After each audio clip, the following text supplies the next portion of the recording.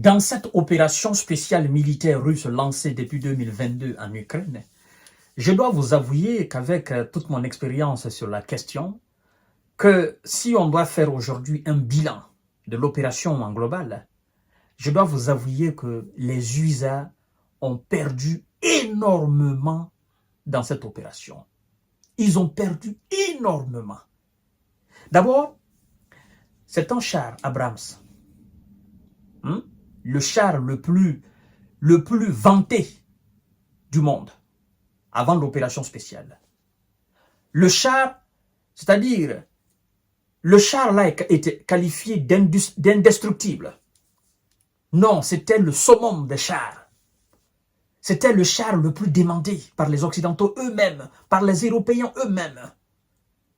On faisait l'apologie de ce char-là, pas possible, à l'image du système patriote. Le système patriote qui a été aussi vanté de toutes pièces.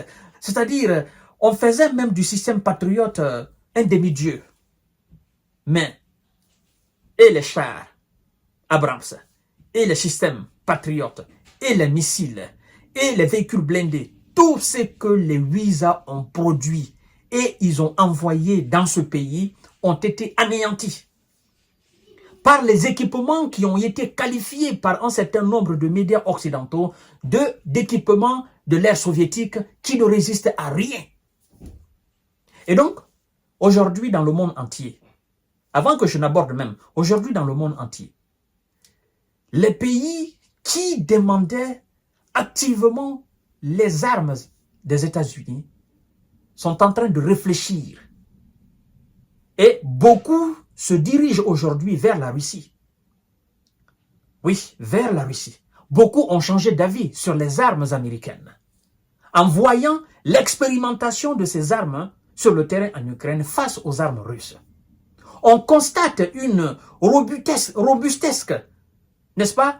Une certaine résistance, une certaine capacité des armes russes à dominer celles occidentales sur le terrain en Ukraine. Et donc, sur le plan de la vente même d'armes, les USA ont perdu assez d'influence. Vous comprenez? Il y a une course aujourd'hui, une course qui ne dit pas son nom, il y a une ruée aujourd'hui vers les armes russes. Donc, sur ce plan, les Occidentaux en ont perdu énormément d'influence. À l'image de ce char, dans la récupération, dans la conquête du village Memrik, dans la République populaire de Donetsk. Les unités russes avec les T, avec l'artillerie, ont neutralisé ce char, un autre char Abrams. Pourtant, ils nous ont dit qu'ils ont retiré le char Abrams, parce que le coût de la réparation était énorme. Or, c'était faux. C'était une manière de berner. C'était une manière, en fait, de cacher l'incapacité des chars Abrams de faire la différence, tout en les maintenant toujours sur le terrain. Parce que même si les chars ne rivalisent pas, les chars Abrams ne rivalisent pas avec les chars russes, les T-64, les T-70, les T-90, je ne parle même pas encore du T-14 qui est un autre niveau de char russe, parce que c'est très effrayant. Je parle des T-64, des T-70 et des T-90. En fait, même si ce Abrams-là, et les Challenger ou les Léopards ou les canons César ne rivalisent pas avec ces chars, ils permettent au moins aux unités de M. Zelensky, n'est-ce pas, d'être protégées sur le terrain. Mais même dans ce cadre de protection des unités, le char n'arrive pas. On arrive toujours à le détruire avec les unités qui se trouvent autour du char, sur le champ de bataille. Laissez-moi vous dire exactement ce qui s'est passé dans la ville, sur l'axe d'Advika, dans la reconquête de ce village qu'on appelle Memrik. Et partagez la vidéo dans tous les groupes possibles, mesdames et messieurs. Partagez la vidéo dans tous les groupes possibles. Abonnez-vous sur ma chaîne YouTube Kanté J Visionnaire le vrai. Un autre char Abrams anéanti sur l'axe d'Advika. Le ministère russe de la Défense a signalé la destruction d'un autre char Abrams en République populaire de Donetsk. Le blindé a été anéanti lors de la libération du village Memrik sur l'axe d'Advika. Je dois vous rappeler que ce village a été libéré le 9 septembre dernier, ce mois-là. Alors, le ministère de la Défense russe, effectivement, les militaires russes ont détruit plusieurs dizaines d'équipements militaires occidentaux.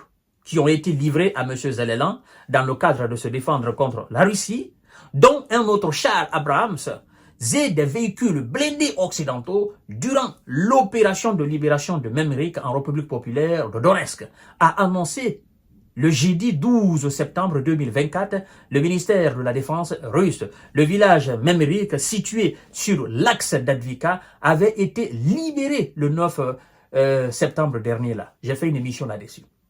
Mesdames et messieurs et mesdemoiselles. Alors, on nous dit ceci. Parlant des unités qui ont mené cette opération de haute précision et qui ont libéré le village en un clin d'œil, parce que les positions sont tombées et les hommes de M. Zelelan et ses supplétifs occidentaux, mais aussi les Messo ont fui le terrain face, n'est-ce pas, à la détermination, le nombre pléthore et la stratégie et les équipements militaires russes.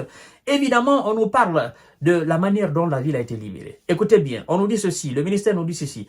Les unités pénétraient, parlant des unités de l'armée russe, les unités, bon, je dois vous dire aussi que c'est le groupement centre, le fameux puissant groupement centre qui a fixé comme objectif la capture de la ville de Pokrovsk. C'est ce groupement centre dont les différentes unités ont pris ce village. Et c'est ce groupement qui continue encore.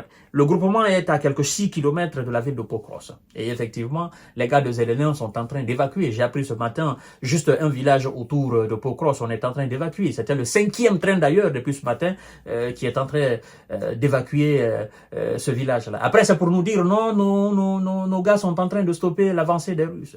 Il faut être bête pour admettre de telles choses. Les unités pénétraient dans le village par petits groupes, se tenant à proximité de toutes les sortes d'abris. Lorsqu'ils s'approchaient d'abris, camouflés dans les forêts, toutes les actions ont été menées sous le contrôle de drones et en coopération avec l'artillerie, l'aviation et d'autres unités du groupement centre, a précisé le ministère russe de la Défense.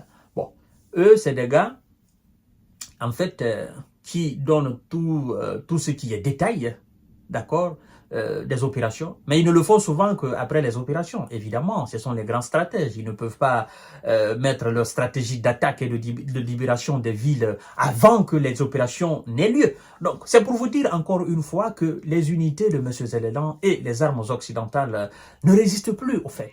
Donc, il y a tout un boulevard devant. Et vous voyez même dans la région de Koursk, on n'a même pas commencé d'abord la bataille. Il y a 10 localités qui ont été libérées. Et les gars sont en train de fuir.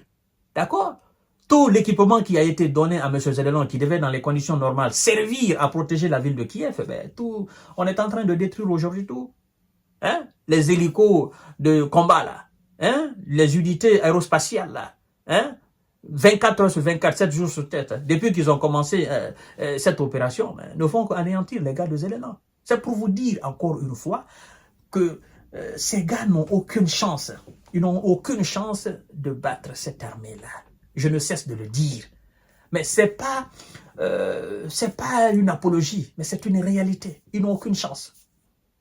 Et vous savez pourquoi les Juifs ont peur d'entrer directement dans cette danse?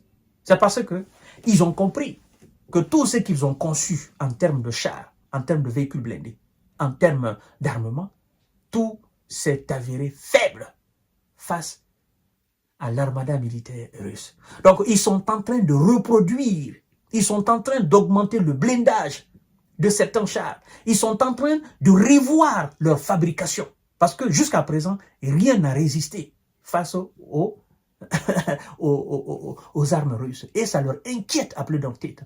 Parce que c'est une remise en question.